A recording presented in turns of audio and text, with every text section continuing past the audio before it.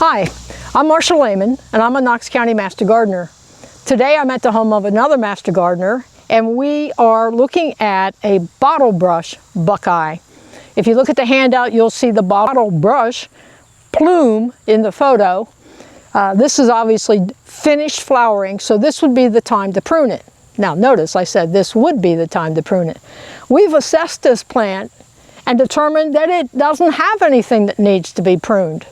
It may look a little floppy, but the Bottlebrush Buckeye, botanical name is Aesculus parviflora, is a multi-stem shrub, and we in fact have 5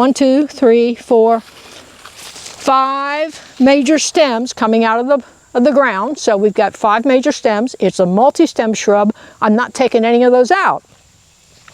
We did say that one of them is over here crowding another, and so if you see this stick, what we're going to do is just bring that around to there to encourage it to grow and fill in that direction.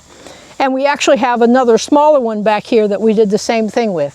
So there's actually nothing to cut on this plant this year. For the most part, the Bottlebrush Buckeye needs very little pruning.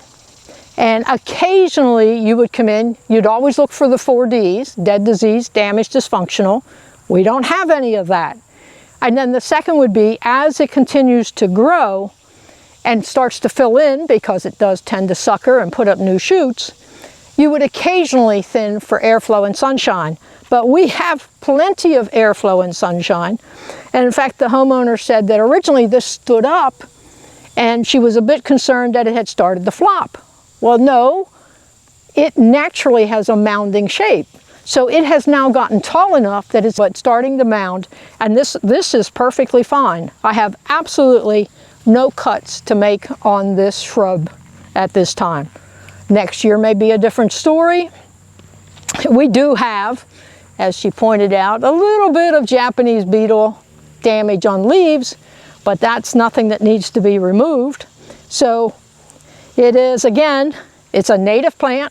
It does really well in the background, so it's in a great location. Pruning is minimal.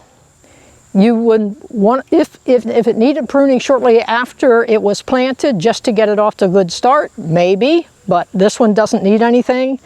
And the one thing you want to avoid over pruning, because you can mess up that natural mounding shape. So let it develop, let it get kind of full, and then periodically go in and thin for airflow and sunshine, and always look for the 4 Ds. That's it. Your biggest mistake will be to over prune it. And so as I mentioned, we checked this plant out. We've tried to redirect a couple of the stems, but there's not a single cut to be made on this shrub today. So even though we didn't show you how to prune it, we told you not to over prune it. We hope you learned something from this, and we thank you for joining us.